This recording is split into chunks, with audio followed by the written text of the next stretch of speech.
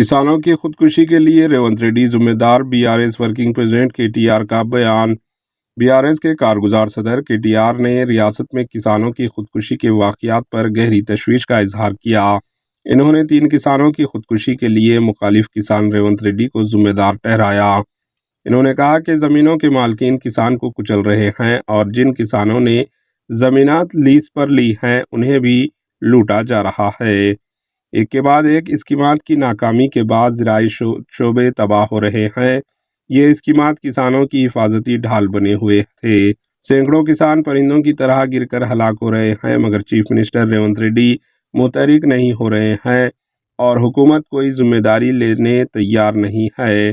KTR ने chief minister Revanth Reddy को इंतबाह देते हुए कहा, मुनाफात बख्श शोबे ज़राअत को रेवंत रेड्डी ने दशहरा त्यौहार के दौरान नुकसानदा शोबे में तब्दील कर दिया है।